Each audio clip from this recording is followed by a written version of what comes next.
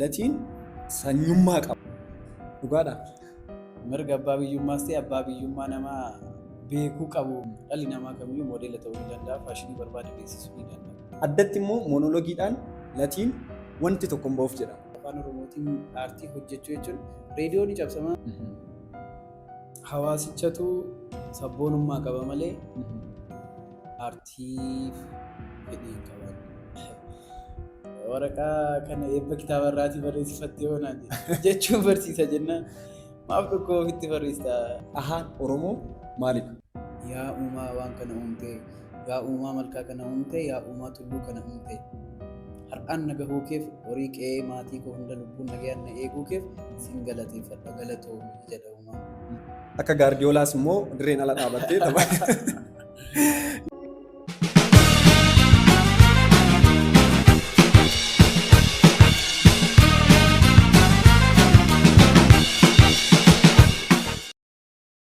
Yeroo jirtu daawwattootaa fi hordoftoota gosa Talkshow torban gaarii akka ture abdiin qaba.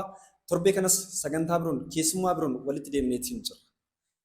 Har'as mata duree addaati kan qabanneetiin dhufu. Waa'ee seenaa, duudhaa, safuuf Oromoo irratti dargaggeessa qaxalee fi hubannoo gadi fagoo qabu waliin marii bareedaadha kan taasisuuf deemu.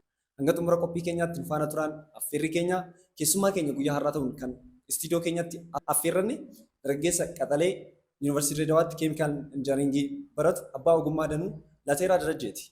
Namoonni YouTube chaanaala keenyaaf haaraa taatan YouTube chaanaala keenya subscribe godhaa. Gosa Talkshow. Lateeraa anaan dhufu baga nagaan dhufte. Gosa baga nagaan nu eegdisi jenna.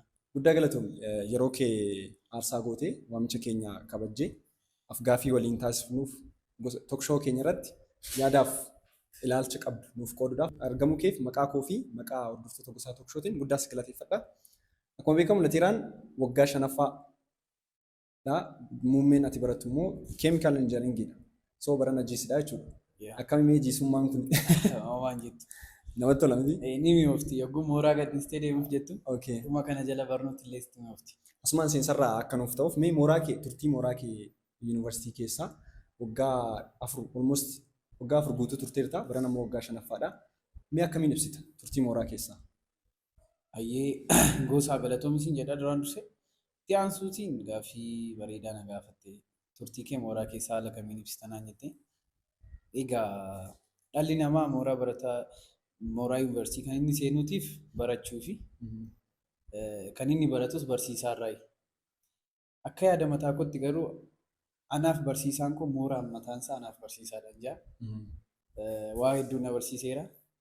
Waa hedduu mooraa dhufee baradhe keessaatii kaniin irraanfachuu dagachuu hin dandeenye keessumaa fakkeenya kan naaf ta'e obsaadha. Waa baay'ee si mudata mooraa keessatti. Akka yeroo maatii bira jirtu miti, akka yeroo biyya dhalatteetti barattu miti. Waan kanaaf yogguu maatii irraatii fagaattee lookeeshinii siif ergame kana mooraa seentee barattutti obsa barachaa deemtaa jira. Wantoota obsa si barsiisan baay'eetu mooraa yuunivarsiitii keessa jiru jedhee yaadama. Galatoomii. Amma Lateeraan osoo yuunivarsiitii seenuu baadhee carraa akkasiin argadhu. Osoo yuunivarsiitii seenuu baadhee ilaalchi fi hubannoon koo waan akkasii irratti sirriin ta'u yookiin akkanan ta'u ture jettee wanti yaaddu jiraa? Ni jiraata. Egaa dhalli namaa obsa barate ta'eeti namni duraan obsa hin qabne ni jiraata. Obsa dhabuu jechuun immoo gabaabuma isaatti miiraan durfamuu jechuudha. Tarii yeroo maatii bira jirtutti bakkoota garaa garaatti miiraan durfamuu dandeessa. Barnooti illee sadarkaatii addeetiin baatee yogguu barattu waa hunda qofaa kee dhamaatii mataa keetiin akka fidu si godha. Kanaaf miiraan durfamuurraa qofaa hojjettee qofaa kee waa hundarra maatii irraatii adda baatee mooraan waan kanaaf bareedaadhaan jedha. Obsaan baradhee obsa keessatti immoo miiraan durfamuu kana of keessatti ajjeesee jira. Obsaan hin durfamin siin jira. Guddaa galatoomii. Mee erga waa'ee yuunivarsiitii kaasuun turtii mooraa keessaa kaasuun oolleetti sochiilee ati mooraa keessatti kaasu keessaa waan tokko yaa kaasu. Kubbaa miilaa irratti yeroo garaagaraa koochiidhaanis ni beekamta. Dirree kubbaa miilaa keessatti illee ni taphatta. Garuu abbaa biyyaa maqaa jedhuun kan beekamu. Maalirraa kaateeti? Egaa namni baay'ee yeroo baay'ee biyya jirti, biyya uumaatu uume. Biyya sanarra yeroo baay'ee namni ni jiraata. Hubannoon namni abbaa biyyummaaf qabu garuu addaadha jedhee yaada. Abbaan biyyaa eenyu akka ta'e namoonni baay'een hin beekan. Biyya argatan qofaarra jiraachuu malee mirga abbaa biyyummaas ta'e abbaa biyyummaa namaa beekuu qabu kan jootiin keeyitanii maqaa maaliyaan afaan oromoo maal jedhamu kan irratti barreessuu Sheertii yaadee yookaan uffata ittiin barreessan tan. kan irratti barreessuu yaadee siin jira. Guddaa galatoom latiin barumsa isaa cinaatti duraan irraa kaastee gama hedduun akka taalentii adda addaa akka qabdu odeeffadhe. Taalentiin inni jalqabaa ispoortiidha. Ispoortii leenji'aa turtee achi boodas sadarkaa leenjisuurraa akka geessan odeeffadhe. Dhimmi kun dhugaadhaa? Sirriidha. Ispoortii daa'imummaa kiyya kutaa sadii irraa jalqabee maarshaal aartii intarnaashinaal teekwaandoon jalqabee haga 2000 akka lakkoofsa Habashaatti 2010 2009 akkas hojjechaan ture leenji'aan ture. San booda farsti daanii kun fudhadhee gargaaraa leenjisaan ture. Leenjisaan kun bakkoota garaagaraa yeroo deemutti anatu leenjisaa ture. Biyya dhaladheettidha. As dhufee carraa sana argachuu hin dandeenye. Gara addunyaa ispoortii kubbaa miilaatti ce'ee rakkuma ammataa dirree keessatti si argaan ture. Akka gaardiyoolaas immoo dirreen ala dhaabattee tapha. Guddaa galatoom. Naannootti dhalatte amma asumaan kabajamtoonni daawwattoonni keenya illee iddoon dhaladheetti akka sana hojjechaa ture gaaf jettu iddoon dhaloonni lateeraa eessaa jedhanii sammuu keessatti gaafii itti ta'uun isaaniif iddoon dhaloota keessa late. Hayyee an dachee kush Oromiyaa bal'oo lixa Oromiyaa gara naannoo Horroo Guduruu Wallaggaa magaalaa Shaamboo kan jedhamtu jirti. Magaalaa sanatti dhaladheetuma guddadhe. Dhaloonni koo achiin siin jira. An dhalataa Oromiyaati. Guddaa galatoom. Amma immoo kennaa baay'ee akka qabduu fi taalentii baay'ee gabbifachuudhaan kan beekamtudha. Kanan odeeffadhe. Inni lammaffaa kanan odeeffadhe gama faashin diizaayinii waan akkasii irratti hirmaachuu moodeliingii illee irratti hirmaachuudha. Asirratti hoo akkami jechuun gamasiin ispoortiidhaan jirta gamanaan immoo moodeliingii faashinii irrattis faashin shoo garaagaraattis qopheessuu fi irratti hirmaachuudhaan namoonni baay'een si beeku. Mee akkamitti carraa akkasii argatte? Egaa carraan argamuu baatullee carraaqiin dirqamni sirra jiraataa miidhe. Faashin shoo dhaabbii uumaan namaaf kennu ni jira. Sanirra darbee immoo ati fedhii horatte jennaan moodeliingiin fedhii kee irratti murtaa'aatiin alatti ulaagaa si daangessu hin qabaatu. Dhalli namaa kamiyyuu moodela ta'uu ni danda'a, faashinii barbaade beeksisuu ni danda'a. Waan sanaaf fedhiin ni qabaa. Qorumsoota bakka garaagaraattis ni jiru. Bakkoota aadaas haa ta'u mooraa keessatti illee carraasii 3-4 akkas arganneerra ni qoramnee akka carraa ta'ee dabarree faashin shoo yeroo garaagaraa dhiyeessinii sartifikeeta of harkaa qabnaan. Kun waan guddaadha. Dargaggoota baay'eedhaaf illee wantoota fakkeenya ta'uu danda'an jedhee tanan naman. Amma yoo haasoftu haasawaa kee keessatti moodeliingii hojjechuun yookiin faashin shoo hojjechuun ulaagaa hin qabu. Namni kamiyyuu moodela ta'uu ni danda'a waan jedhu kaaste. Garuu sammuu namoota baay'ee keessa kan jiru maalidhaa? Fiizikaal appeeraansii bareedaa qabaachuu, fuula bareedaa qabaachuu waan jedhamutu jira. Asirratti miija ogummaatiin ati maal jetta? Deebii akkamii qabda? Hayyee moodel jechuun akkuma jalqaba sitti meetiin ka'een namni qaama guutuu haga qabaatee jirutti itti aansuutiin fedhii gaafata. Sanaatiin alatti wanti hundillee dhalootaan itti dhalatu miti. Shaakala keessa wanta dhufu. Akkaataa adeemsaa fi akkaataa dhaabbii mataa kee agarsiisota ta'e agarsiistu jechuullee akkaataa itti agarsiistu san shaakallaan wanti hunduu fedhiirraa kan ka'e malee ulaagaa gaafatu hin qabu. Qaama guutuu qabaachuu qabu. Guddaa galatoom. Ammallee kennaa kee keessaa hin baane taalentiiwwanii fi sochiin ati iddoo garaagaraatti gootu hojii aartiitiin akka baay'ee beekamtuudha kan odeeffadhu. Numaayyuu sadarkaa Oromiyaatti isteejii garaagaraa irratti parfoormi sadarkaa taasisuutti leenjii garaagaraatti illee bifa keessummaatiin affeeramtee irratti argamtee muuxannoo kee sadarkaa qooduu irra geesseetiin jirta. Addatti immoo moonoloogiidhaan latiin wanti tokko hin ba'uuf jedhama. Dhugaadhaa? Intaaga san gabaan ankoo hawadduun jettu jedhu ana caalaa odeessa hawaasa taa'ee isteejii sana fayyadamee turre caalaa otoo waa'ee koo dubbate bareedaadha jedhee yaada ofii koo waa'ee kiyya dubbachuudha. Garuu muuxannoo isaan hin qaba. Aartii addunyaan baay'ee jaalladhudha. Moonoloogii keessumaa moonoloogii qof dubbii kan jedhamu jira. Moonoloogii jechuun afaan Oromootiin qof dubbiidha. Egaa qabiyyeelee aartiin qabu keessaa kafaa baraatiitti jaalladhee dhuunfaa kootti shaakallii garaagaraatiin isteejii garaagaraatti hojjedheera jedhee yaadu moonoloogiidha. Sirrii jettee. Mooraa keessattis ta'e mooraa alatti isteejii garaagaraatti biyyoota hedduu irratti hojjedheera. Guddaa galatoom. Mooraa keessatti numaayyuu karaaktarii akka baay'ee ulfaatullee yerootti taatummaadhaan hojjettu argeen jira. Kana qofa osoo hin ta'in ni barreessitas. Mee amma sa'aatii barumsa ni barattaa asiin taayilentii ati qabdu kunniin jira. Akkamitti kanneen hunda gabbifachuu dandeesse? Yeroon akkamitti si ga'e? Egaa namni baay'inaan yeroo boqonnaa argatu sanatti kan bashannana baay'ee sana dhaloonni amma. Egaa bashannana namni jibbeetiif osoo hin ta'in sadarkaa bashannana kee sanarraati xiqqoo teessee waa barreessuu, dandeettii muuxannoo gabbifachuu, waa hunda shaakaluudha, keessa galtee ilaaluudha. Waan keessa galamee shaakalame hunduu wanta dhuunfaa sunatti hin fakkaatu. Yeroon immoo qaalii taatullee si geessi. Barnoota sa'a 24 barattu sa'a 24 keessaa sa'a hirriba keef sa'a barnoota kee arreenji godhannaan osoo nyaattullee waa barbaadde barreessuu dandeessaa siin jedha.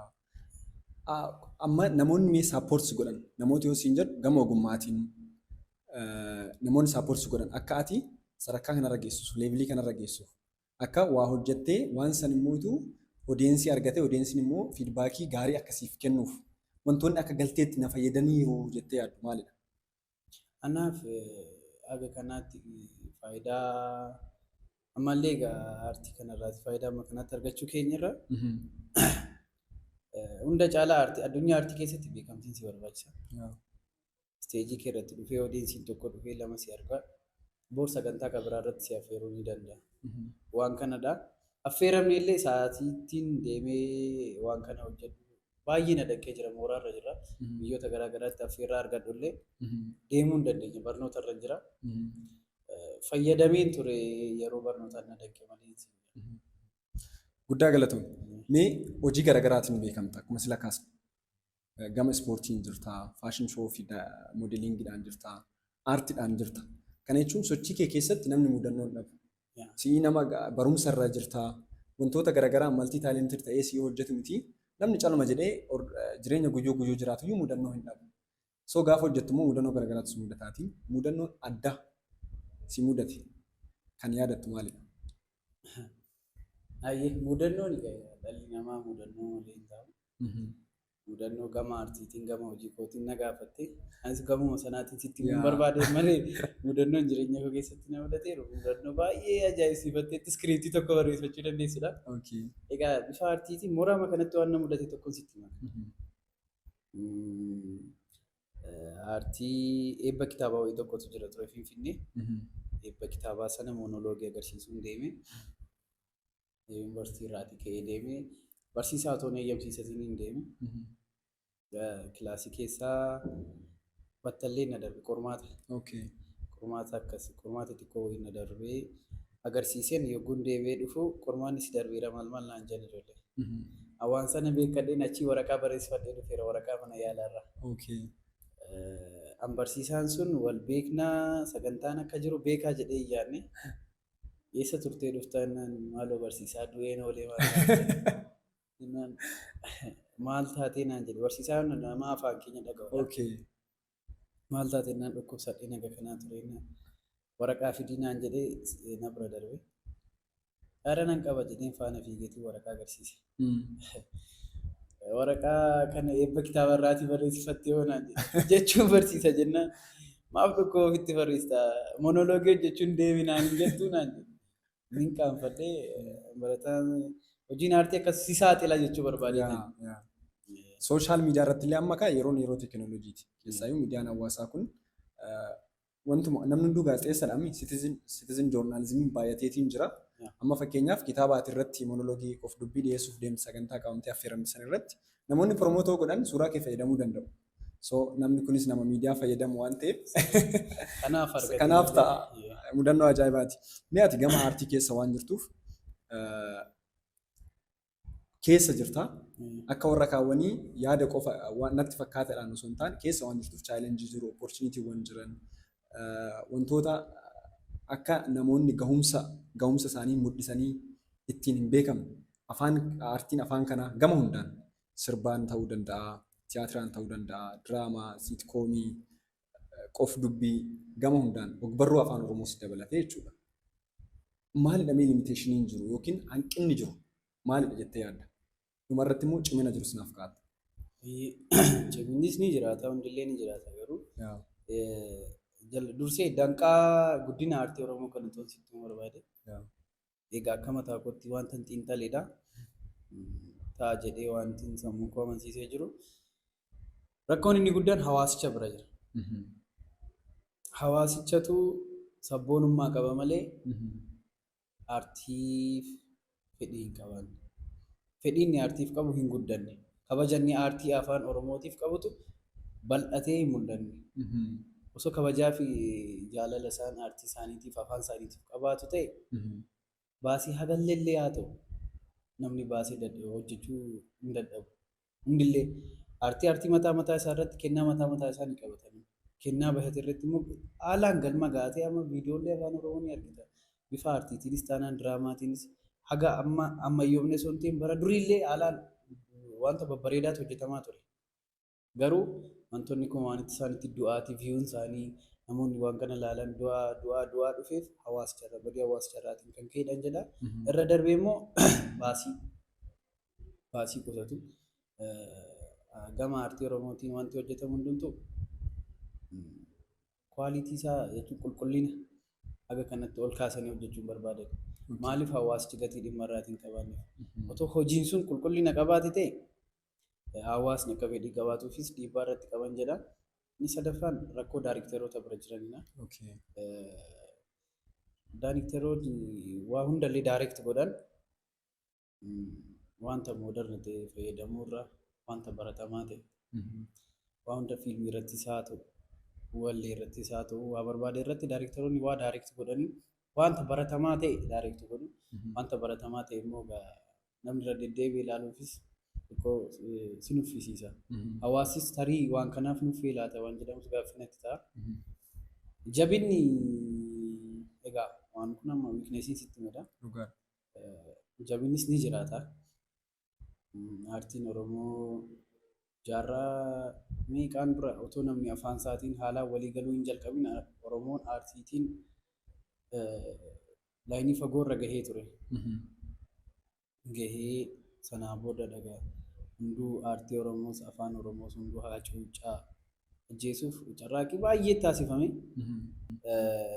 Egaa ciminas na gaafattee jirtaa miire?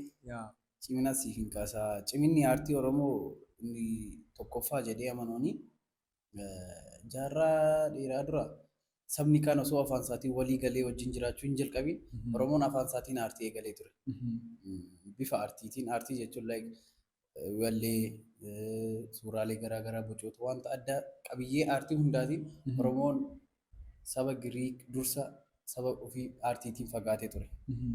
Egaa dhiibbaaleen impaayeroota jijjiiran irraatiin kan ka'e hacuuccaa garaagaraa jibbiinsa afaan sanarraan kan ka'e afaan sana ajjeesuuf aartiitii waa garaagaraatiin afaan sun akka ajjeefamuuf afaan ni du'a miire afaan sana ajjeesuuf deemsa keessa aartii dadhabaa dhufe.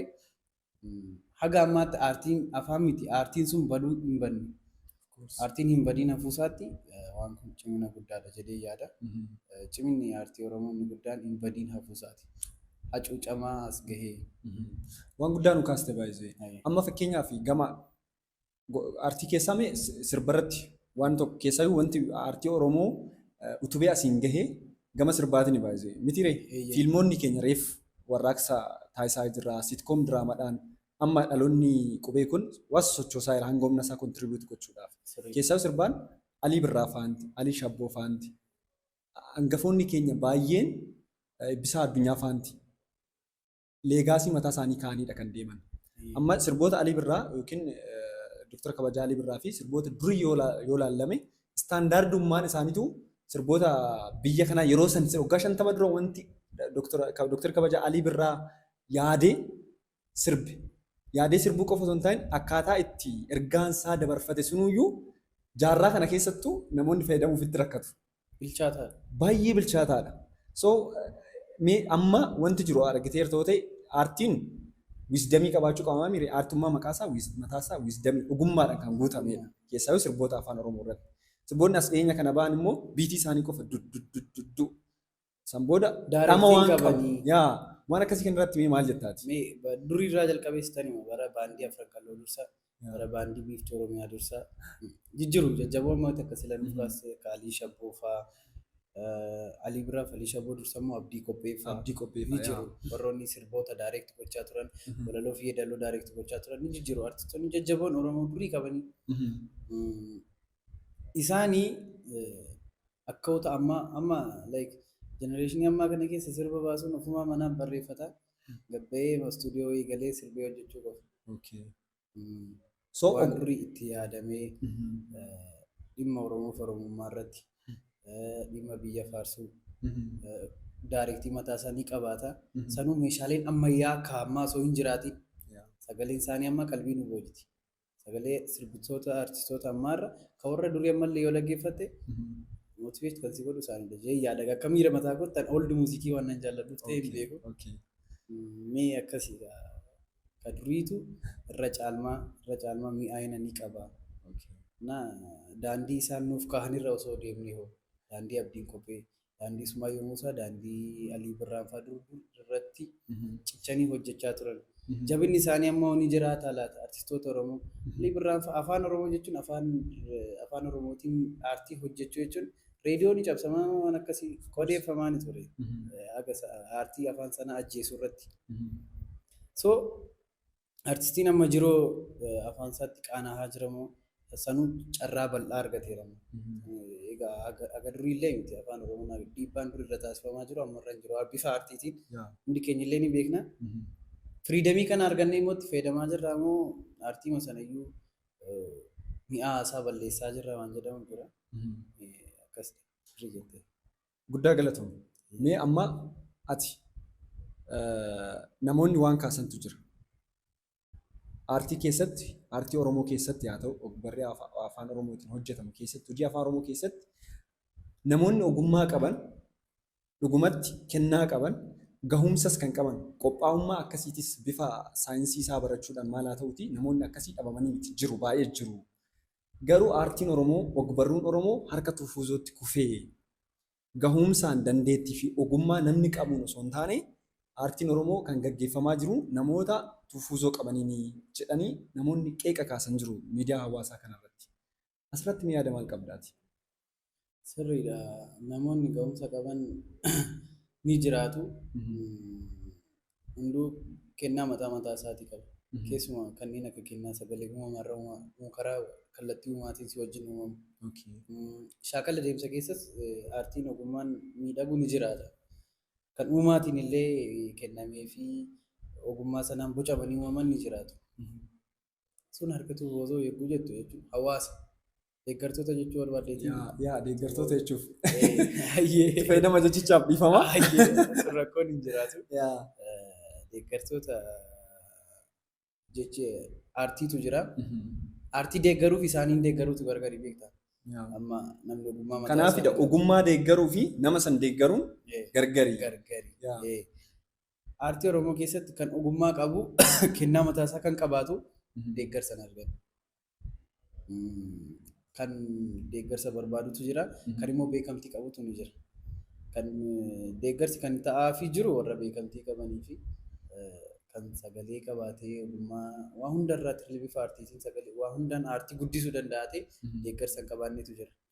So aartii deeggaruurra warra aartii hojjetan deeggaruunis barbaachisummaa ni qabaan jira. Guddaa galatoom. Mata duree kana keessaa osoo hin bahin gama aartiitiin keessaayyuu aartii afaan Oromoo keessatti gahee leencaa taphateera. Namni ati jettu nam tokko filadhu osoo siin jedhanii dirqama nan beeka filachuufis ulfaachuu danda'a. Garuu nam tokko dirqama filadhu osoo siin jedhanii carraa akkasii osoo si filatanii eenyu filatta? Egaa sirriidha. Gahee leencaa taphateera eeguu jettu ooldii fi mooderniin ni jiraatu. Osoo carraa lama naaf laatti tola ture. Egaa hunda caalaa Alii Birraa faan dinqisiifadha. Hunda caalaa anaaf leenci aartii Oromoo irratti Alii Birraadha. Urjiin ofiisaa fakkeenya nuuf ta'u. Ammas illee ni jiru. Daayirektaroonni naan dinqisiifachuu danda'u ni jiraatu. San carraa isaaniif naan kennine waan Alii Birraa dinqisiifadha. Guddaa galatoom. Amma immoo gama aartiitiis baanee waan ilaalchota jiran dargaggeessa keenya bira namoota immoo dargaggeessa keenyaa fi hawaasni keenya namoonni biroo qomoo biraatiin afaan biraa dubbatan akkamitti akka hubatan kan waliin irratti mari'annuu fi si gaafadhu ta'a ilaalcha keenya. Sabboonummaa jechuun maal jechuudha siif? Ayyee galatoomii sabboonummaa jechuun jechoota afaan Oromoo lamarraa ta'u. Sabaa fi boonuu jira. Sabummaa keetiin boonuu waan kanarraa dhufe jechoota tiishoon fakkaata. Sabboonummaa jedha walumaa galatti eenyummaa saba jechuun lammiin saba hin qabne lafarra hin jiraatu. Keessaa yoo nuti immoo warra saba kushi.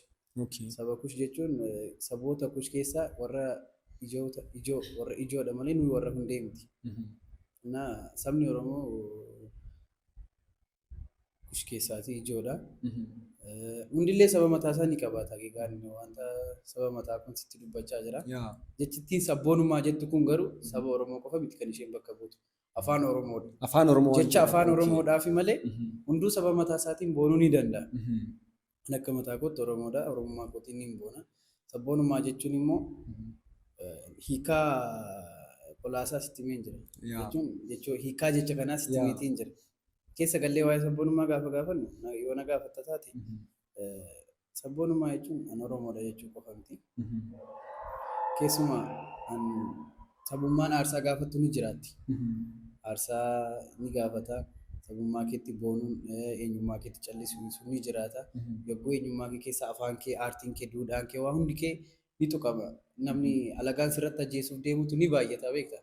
Waan kanaaf sanarratti ilaaluu dhiisuu kanaaf sabboonummaadha jedhee yaada. Guddaa galatoomne. Dargaggeessi tokko yookiin shamarreen tokko sabboontuudha yookiin sabboonadha kan jedhamu. Ulaagaa akkamii yookiin wanta akkamii yoo godheedha jettee amanta? Ni jalqabaa dargaggeessi tokko yookiin dargaggeettiin tokko sabboontuudha jedhee ani ni yaaduu danda'u. Eenyummaa isheetti yoo hin qaanoftu ta'e nama of taatee jiraattu. Of ta'uu jechuun amma wantoota baay'eetu jira. Moodernaayizii kana faana wal qabatee wanta eenyummaa keessatti si dagachiisu jira. Waan sana osoo hin ta'in eenyummaan ni jira. Eenyummaa mataa kee dagachuu dhiiste aadaa ni qabaata. Saba tokko keessa aadaan ni jira. Siyaasni ni jira. Duudhaan ni jira. Amantaan waan hundilee ni jiraata.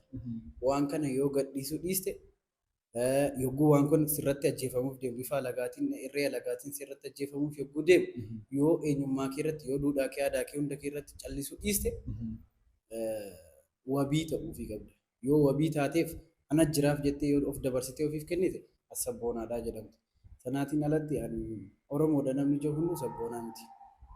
Sabboonummaan ogummaa mataa ishee barbaadda qabdi. Baay'ee gaariidha. Duratti yaada kee keessatti maal laaf kaastee hawaasni Oromoo aartii tokko hawaasa bira rakkoo hin jiraatti aartii Oromoo irratti deeggaruu dhabuu wanta afaan Oromoon hojjetamu kana daawwachuu kireeditii kennuufii dhabuu waan jedhu sana garuu sabboonadha jettee hawaasichi.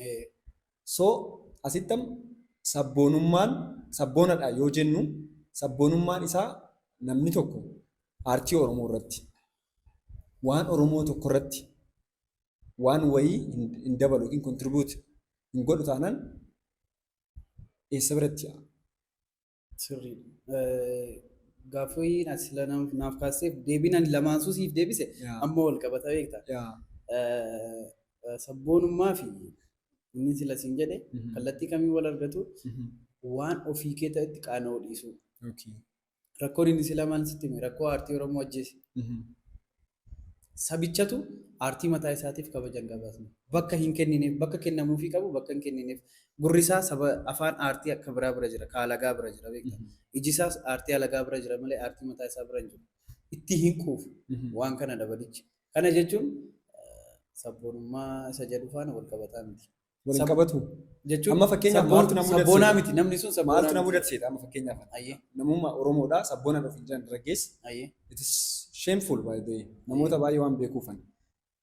Sirba afaan Amaariffaa artistoota afaan Amaariffaa kan tarii ulaagaa sabboonummaa ta'uu baachuu danda'a. Garuu waan ofii keef kireeditii sabboonaa namni jedhamu tokko waan isaa ofiisaaf kireeditii kennuu qaba waan jedhamu sani waan naa kaastee of ta'uu jechuun immoo waan ofii jaalachuu waan ofiif kireeditii kennuudha miti. Amma artistiin tokko sirba afaan Oromoo yoo badhe sirba dhiibbaa uumu yoo gadhiifame sirbicha san dhageenye sirba afaan Amaariffaan immoo itu sambadii Miss X yookiin Mr. X tokko kan afaan birootiin afaan Amaariffaa ta'u afaan birootiin isa sirba akkasii bahee jira bar jedhee yoo leellisee sitti Yoo ati immoo sirba afaan Oromoo akkas artistiin akkasii koo gadhiiseera. Artistiin kun eenyudha sadarkaa jedhutti namoonni gahan jiru dargaggeessi gahu jira jechuudha. So sabboonummaan waan ittiin safaramu akkam dhabaadha amma. Fakkeenyaaf ani sabboonummaadha jedhamee gaafa Oromoon tuqamu noo jechuun illee yookiin gaafa sabni inni sabboonummaa keessaa isa tokko. Garuu gama hundaan hin jiraami wanta uummata kana hawaasa kana qabeenya isaa aadaa isaa. Qabiyyeen ammati naaf kaaste qabiyyeen sila of ta'uu jedhe keessa jirti naaf fakkaata. Yoo of taate kun namni ammati naaf kaaste kun Oromoo ta'aa hin jiru jechuudha. Dhiigaan Oromoo ta'uu ni danda'a. Yaadaan garuu ayidooloojiitiinis haa ta'u aartiitiinis waa hundaatiin illee kan Oromoo kana hordofaa hin jiru. Oromummaa keessa hin jiru jechuudha. Alagaa addatti kan saba biraa aartii addunyaa aartii saba biraa keessa jira. Kana jechuun tokkoffaa yeroo isaa gubee lammaffaa baasiisaa baasee aartii alagaa guddisaa jira jechuudha. Aartii Oromoo hin beeku jechuun baay'ina daataatiin saba isaa san keessa jira. Ni jiraata, irra jiraata, waliin nyaata, afaan sana dubbata. Aartii isaa hordofaa hin jiru, aartii sana ajjeesaa jira jechuudha. Kana jechuun of ta'uu dhiisu. Ibsama gaarii. Baay'ee asirratti hordoftoonni keenya illee misunderstandingiin akka hin uumamne aartiin mataan isaa afaan miti. Aartummaan mataan isaa afaan. Kana jechuun amma nuti waa'ee aartii afaan Oromoo yaadni ati naaf kennite kun waan ofii aartiin afaan waliin guddata waan jedhamuufi malee namni aartii kamiyyuu yoo daawwate yoo ittiin intarteen ta'e rakkoo qabaata jedhee nama naan personaalii atis akkasitti namantu jedhee namana. Kanaaf bifa saniin akka nu hubataniif odeessiin keenya. Guddaa galatoomii lati. Amma kanumaan wal qabatee maaltu jira seeta? Dargaggoota keenya birallee ilaalcha jiruu fi ilaalcha immoo hawaasni biroo sabni biroo afaan biroo dubbatan nuuf qaban waa'ee sabboonummaa irratti asii kaasa. Fakkeenyaaf latiin sabboonadha. Waan Oromoo baay'ee jaalata. Bakka Oromoon jiru ni dhaqa. Waan Oromoo guddisu, waan Oromoo aartii Oromoo haa ta'u, waan Oromoo irratti aadaa isaa haa ta'u, seenaa isaa haa ta'u ni dubbata yaa jedhu. Saboonni biroo waan kana maal jedhu latiin sanyummaa qabaa siin jechuu danda'u. Yookiin ani gaafan akkas godhu sanyummaan qabaa. Waan Oromoo waan an dubbadheef, waan Oromoo tokko irratti afaan Oromootiin waan wayii waan hojjedheef ilaalchi akkasii namoota biroo saboota biroo irraa yookiin afaan biroo dubbatan irraa yeroo itti calaqqisu ni jira. Ijoollee keenya birallee yookiin dargaggeessa keenya birallee sabboonummaa fi sanyummaan kun garaagarummaa isaanii maal jedhamee ilaalchi jiru. Qabatamaadhaan immoo hubannaan nu keessa jiruu fi understandingii nuti qabnuu fi akka qomoo kanaan qomoo keenyaatti qomoowwan biroo immoo yookiin namoonni afaan biroo dubbatan kanarratti ilaalchi isaan nuuf qaban akkamiin ibsitaati? Sirrii kee jettee wanta amma ta'aa jiru wanta duris ta'ee darbee wanta ammallee keessa jiru nuuf kaaste sabboonummaaf sanyummaatu isaaniif hin gallee beekta. Isaan kan isaan yaadan sanyummaa yaadu. Sanyummaa isaan yaadan kun immoo ayidooloojii durii akaakilee isaaniirraa qabee akaakayyuu haga abbaa isaanii dhufanii dhaalanii jiran. Saba barbaade ta'uu danda'an saba maqaan dhoofne waa hankee kana hin jaallatan. Keessumaa wanti dhiigni Oromoo kun inni ooftu beekta. Yoo aartii afaan Oromootiin waan mataa keetii yoo hojjette kun sanyummaadhaa siin jiru. Maaliif? Isaan abbaa hirummaa jechuun hambaa gannannat waan jedhamu tokko jiraan impaayirummaan waan sana barbaada. Afaan tokko, saba tokko, qubee tokkoo fi amantii tokko. Waan kun saba kan biratti sirna gadaa keessatti illee fudhatama hin qabu. Sabni afaan barbaadeen waan barbaadeen bilisaan jiraachuu ni danda'a. Aartii afaan mataa isaatiin guddifachuu ni danda'a. Uumaan nuuf kennee afaan kana isaan nuuf hin kennineeti sanyummaan jedhamu. Sanyummaan wanta namni isaan amma isaan jedhan kun zaranyinnet maal wanti jedhamu jira afaan biraatiinis sun waa hankee irratti sabboonaa ta'uu dhiisuun kee waa hankee ta'e irratti sabboonaa ta'uun kee waan sana siin jechisiisu. Sanyummaa jedhamee dhuguma yoo ni dubbatama ta'e yoo biyya dachee namaarra deemtee kan koodha jetta ta'e aartii afaan namaa ajjeesuuf adeemta ta'e kan koo qofa haa caalu jettee yoo ni yaaddate ayidooloojiin sun yoo si keessa jiraata ta'e sun sanyummaa. Kanaaf wal qabatee ni yaadattoo ta'e aartist Haacaaluu Hundeessaa gaafatamee ture baay'ee. Gaafatamee deemee ni deebise. Amma interviyuu sun kan bahe iyyuu vaaraalii kan bahe erga inni boqoteen booda. Namoonni baay'een namoonni duraan akka alkallattiidhaan isa hubatan waan afaan Oromoo dubbateef waan Oromoo dubbateef rakkina saba kanaa waan baasee dubbateef akka itti hubatamee fi sana booda erga inni boqotee namoonni sablammiin biroollee ni jira miti akkasni seenee maal wanti jedhamu kutuun ni jira. So dogongorri akkanaa kan jiru jalqabuma namni gaafa rakkoo qabu keessa isaatii akkaataa fi hubannaa isaatiin waan keessa isaa jiru ideoloojii fi jireenya inni jiraatu irraan ka'ee madaallii kan kaa'udha akka natti fakkaatutti yaada. Guddaa galatoomaa. Sanyiin dhalli namaa ta'ee uumame namni sanyii hin qabaanne hin jiru. Sanyii isaa namni hin jaallanneef namni sanyii isaatiin hin boonne hin jiraatu. Eessallee jechuudha. Tarii namni of dhiisee of gurguruu ni danda'a. Abbaan barbaade sanyummaa san dhiisee keessaa bahee alagaaf bitamuu ni danda'a. Garuu waan kee jaallachuun sanyummaa si hin jechisiisu. Waan kee jaallachuun immoo waan keetiin boonuun immoo waan kee ta'uun immoo sabboonummaa si jechisiisa. Guddaa galatoomna. Baay'ee yaadamoonni kun Afrikaa keessa qofa waan jiru yookiin Itoophiyaa keessa waan jiru namoonni baay'een kan hubatan. Fakkeenyaaf Ameerikaa yoo fudhan sabboonummaan isaan leellisan sabboonummaa biyyaa ta'uu danda'a. Sabboonummaan kun baay'ee sabboonummaa biyyaa yoo ta'e amma fakkeenyaaf Tiraamp sababni filamuu danda'eef maalidha? Sabboonummaa isaatiin baay'ee. Tiraamp amma filannoo irratti hubannaa kootiin gahumsa ittiin ideoloojii ittiin uummata Ameerikaa injifatu ni qaba jedhee namanu. Garuu maalidhaan isaanii ta'e irratti hundaa'e. Maalidhaan wanni inni tokko ittiin ibsan sabboonummaadhaan. Eenyummaa isaa.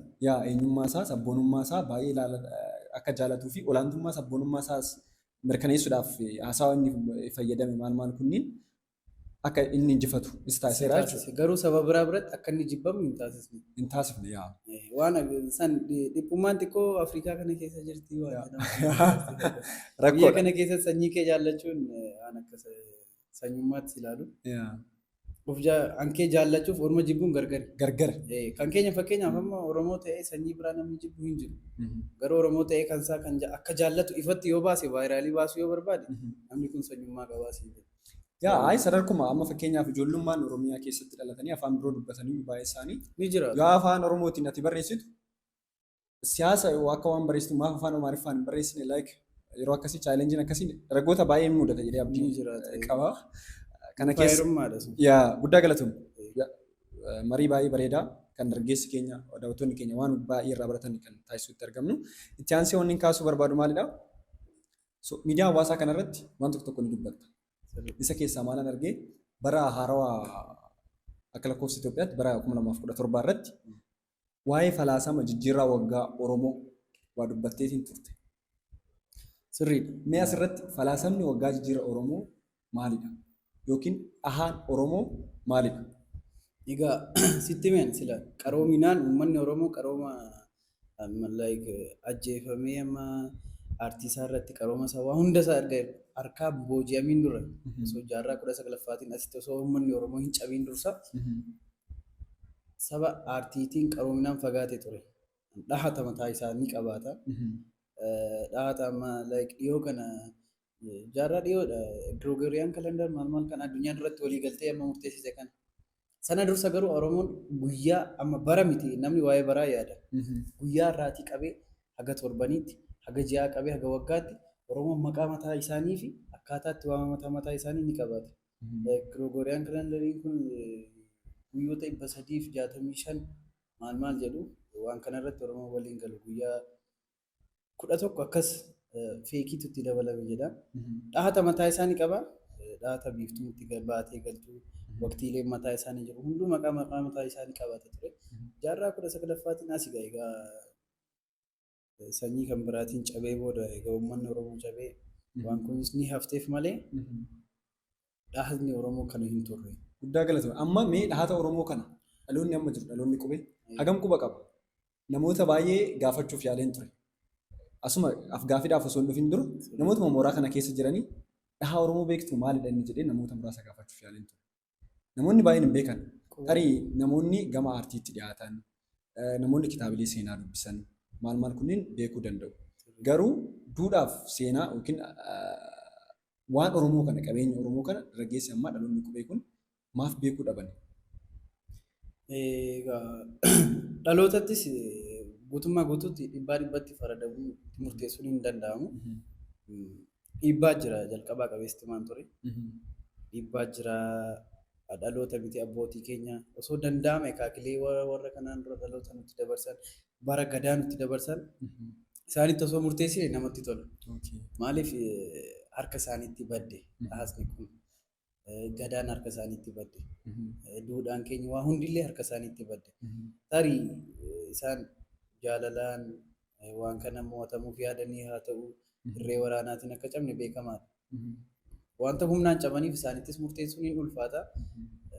Meeshaalee waraanaa bara sana Oromoon ammayyoomuu hin fayyadamne.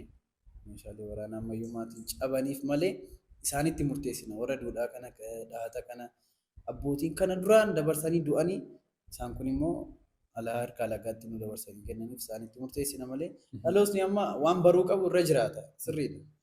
Dhalootattis murteessamuu hin jedhamu. Jenereeshiniin amma waan baruu qabu ni jiraata. Waan sana kan kooti jedhee ni qabaata waan kun sirriidha jedhee gaafatee seenaa dubbisee baruun gahee mataa isaati. Eenyummaa mataa isaati. Yoo waan kana hin beekne kan alagaa kana kunoo guddisaa akka kanaatti fayyadamaa deemna. Waan kan keenyi kun ni du'aa deemaa jechuudha. Dhaloota ammaattis ni murteessina. Dhaloota ammaa caalaa garuu abbootii keenya dur harka alagaatti nu kennanii du'anitti soo jiraatanii isaaniin komannaan jedhu. Guddaa galatoomi. Akkaataa dhahata Oromootti amma waggaa meeqaffaarra jira? Gadaa kuma 7,630. Okay. Akkasii. Waan akkasiirra jira. Guddaa galatoomi. Oromoon gadaan barasaa kaawwata. Gadaan lakkaa'amii? Gadaan lakkaa'aa. Ati gadaa kam dhalattee siin jabalee? Bara kam dhalattee? Bara kam dhalattee hin jedhu. Sirna gadaa wal harkaa fuudhinsaatiif gadaa waggaa 4 yeroo sana dhaatni waggaa dhaata Oromoo. Gabarana gadaa wal harkaa fuudhanii hin jiraatu. Kanaaf guyyaan 7,645 kana. Guddaa galatoomi. Ammas osoo asii hin bahin waa'uma Oromoo kanarratti waa'ee seenaa, duudhaa, seera, safuuf seenaa kanarratti osoo haasa'aa turreetiin yeroo nu ga'u. Garuu waa'uma xiqqoosaa waan dhaloota kanaaf barumsa ta'u irratti haasa'uudhaaf mee aadaa, duudhaa, seeraaf safuun Oromoo akkaataa ganama abbootii keenya nuuf kalaqaniin fi itti jiraachaa turaniin dhaloonni ammaa jiraachaa jira jettee yaaddaa? Fakkeenyaaf sirna gadaa fudhachuu dandeenya. Sirna gadaa wantoota baay'eetu jira. Kanaaf akkaataa kalaqame saniin dimokiraasii siistemiin biyya kanaa addunyaa kanarratti kan dhufe Giriikidhaa jedhamee amma kan barsiifamu kun Oromoon jaarraa 16ffaa maal wanti jiraataa turedha akka sabaatti jechuudha. So maalidha akkasitti jiraachuu kan nu dhorke? Gama diinagdeenis, gama siyaasnis, gama hawaasummaatiinis jechuudha. Sirriidha. Gama diinagdeetiinis taanaan Oromoon durii kaasee horee galfataadha. Dhabaan qabu, rakkataan qabu, gadaan bulaa, cubbuun beeku, hongeen qabu. Aadaa duudhaa mataa isaa qaba. Egaa bara sana akkas amantiin hin baay'anne hunda caalaa kan amantiin koo waaqeffataa ta'eetiif osoo hin ta'in dhiibbaa amantiileen sirna gadaa irratti uuman ni jira. Dhiibbaa amantiileen duudhaa keenya irratti uuman ni jiraata. Impaayirummaa qofa miti. Duudhaa keenya kan ajjeesaa deeme siyaasni amantiis siyaasa amantii. Amantiin mataasaa siyaasa mataa isaa ni qabaata. Siyaasni amantiis duudhaa fi aadaan keenya akka du'uuf gahee guddaa ni qabaata jedhee yaada. Sila waa'ee impaayirummaa qofan dubbachaa ture abbootii irree isaan qofa osoo hin ta'in siyaasni amantiis sirna gadaa ajjeesuu qofa keessatti gahee ni qabaata. Irra darbee ni kaasna jeetii yaada dhaloonni amma gadaan baddee haftu ni deebi'aa jee yaada. Guddaa galatoom. Hambaa safuu seera aadaa fi seenaa Oromoo keessaa kan baay'ee jaallattu baay'ee hojii ati hojjetturraa yeroo baay'ee miidiyaa hawaasaa irratti wantoota qooddurraa wanti nu godhu tokko maalidhaa? Waan Oromoo kana gadi qabdee teessee dubbistee soorsii garaagaraa yookiin maddoota garaagaraa ilaaltee madaalteetti kan yaada kee kennitu xiinxala kee kennitu. Kanaaf hubannoo gahaa qabda jedhee waan amanuuf mee hambaa safuu seera aadaa fi seenaa Oromoon qabu keessaa kan baay'ee jaallattu, kan baay'ee sitti tolu, kan baay'ee ittiin proud taatu maalidha? Sirriin baay'ee hambaa egaa qabxiilee lamatti qoodeensiif hima. Hambaa kan aadaa fi kan seenaan sitti hima. Kan aadaa keessaa sagantaa galataa Oromoon waggaatti 2 birraa fi arfaasaa kabajatu. Malkaa irreecha malkaa ta'uu danda'a, irreecha tulluu ta'uu danda'a, irreecha ateetee gosoonni irreechaa sadii jiru. Waqtiileen irreechaa immoo lamatu jiru. Irreecha malkaa, irreecha birraa fi irreecha arfaasaa jiru. Aadaa keessaa baay'ee isheetiin godha. Namni ni jiraata malee uumaan galateeffatu beektaa sabni kan. Aga duutti aga waa argate illee namni uumaa galateeffachuu aadeeffateeru hin jiru. Sabni Oromoo durii kaasee uumaa galateeffachuu waaqa har'aan isa ga'e galateeffachuu aadeeffatee sirna mataa isaa keessatti ayyaana mataa isaa ni qaba. Irreecha jechuun waa biraa miti. Uumaa har'aan si gahe galateeffachuu jechuudha. Malee waa biraa hiikaa kan biroo hin qabu. Irreecha jechuun bakka bishaan uumaatu uume, tulluus uumaatu uume, margas mukas haa ta'u uumaatu uume, malkaa sanas uumaatu uume. Yaa uumaa waan kana uumtee, yaa uumaa malkaa kana uumtee, yaa uumaa tulluu kana uumtee. Har'aan naga huukeef horii qe'ee maatii koo hunda lubbuun nagayaan na eeguukeef sin galateeffadha galatoomi jedha uumaan. Waan sana hin dinqisiifadha. Nama uumaa galateeffatudha.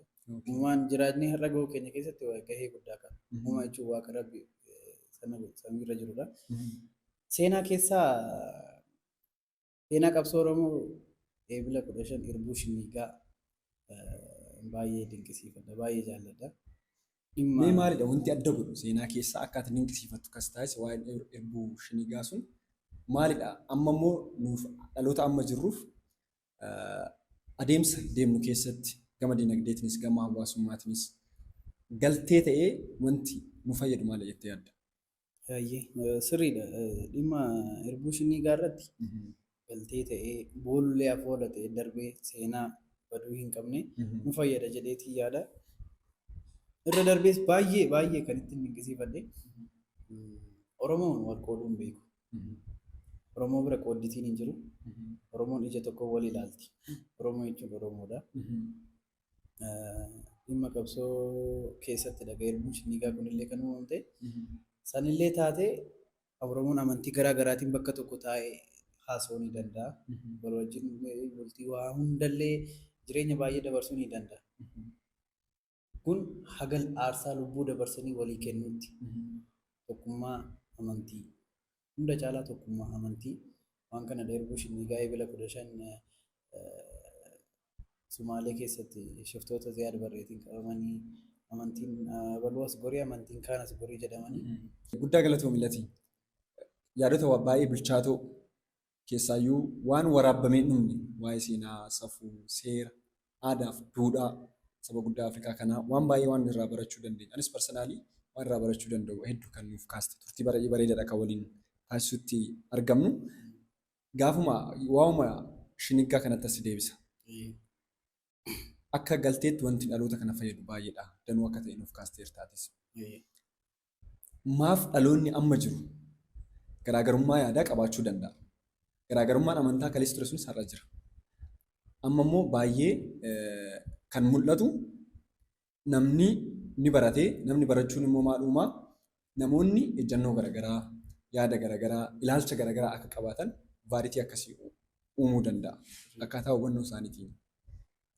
Tokkummaan kaleessa qaawwa diinotaaf banii akka isaan hin miidhamne yoo miidhamanis immoo waliin akka miidhaman waliin aarsaa akka kafalan osoo garaagarummaa san fayyadamuu danda'u ture baay'ee.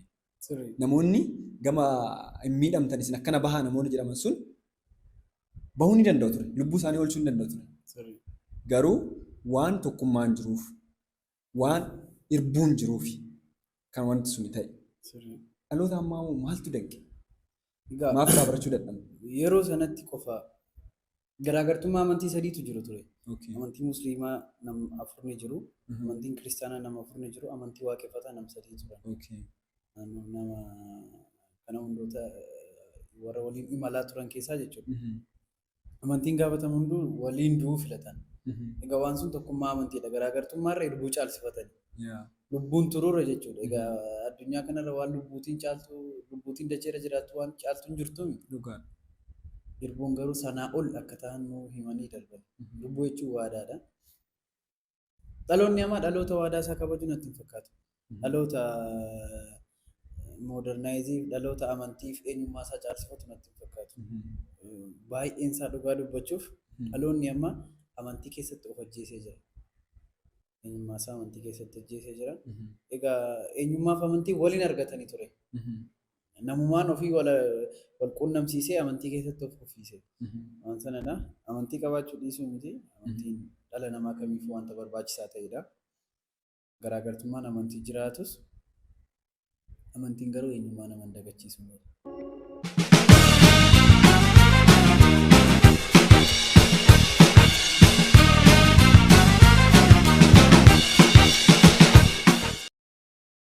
Tole, guddaa galatoomii lateera. Turtii bareedaadha kan waliin taasisuutti argama. Ani gaaffiiwwan koo har'aaf qabadhe xumureetiin jira. Tariitii wanti hafee jira jettee wanti dabaluu barbaaddu yookiin dhumarratti ergaa natti dabarsuu barbaaddu yoo jiraate carraa siif laadheen turtii har'a waliin goone golamu. Hayyee Goosaa Tookshow asumaan si galateeffachuutiin barbaada. Wanti nan jechuu barbaadullee bal'oodha. San hundumaa qadaadee kaayeetiin waa'ee keessoo waa dubbadhee deebinatti tola. Yuutuubarii isaa taatu waan fedhe galmatti qabattee kaateettu galma baay'ee bareedaadha. Hojii kee jabinni si gaafata. Jabaadhu haala gaariin itti fufiinsiin jedha. Hordoftoonni Goosaa Tookshow yuutuubii isaa sabiskiraayib godhanii moo gamanumaan akkasaan sabiskiraayib si godhan kabajaan isin gaafadha. Baay'ee si jaalladha. Si hordoftoota kee ta'uu kootti maamila kee ta'uu kootti baay'een gammadan siin jedha galatoomii. Guddaa galatoomii lateera. Yeroo biraa sagantaa biroo irratti tarii darbinee irra deebiidhaan wal arginee wantoota garaagaraa irratti marii akka taasisnu abdiin qaba. Yeroo kee qaalirraa waamicha koo kabajjee asitti argamuu keef maqaa kootii fi maqaa hordoftoota Goosaa Tookshootiin anis guddaa si galateeffadha. Ulfaadhu horii buliin sin jedha. Ayyee akkasuma. Torban keessummaa birootiin sagantaa birootiin mata duree birootiin hanga walitti deebinutti nagaan turaas jechaa namoonni YouTube chaanaalii keenyaaf haarawaa taatan YouTube chaanaalii keenya subscribe gochuuf qeeqaaf yaada qabdan immoo comment section jala akka nu keessan isin affeerra. Torban gaarii Goosaa Tookshow.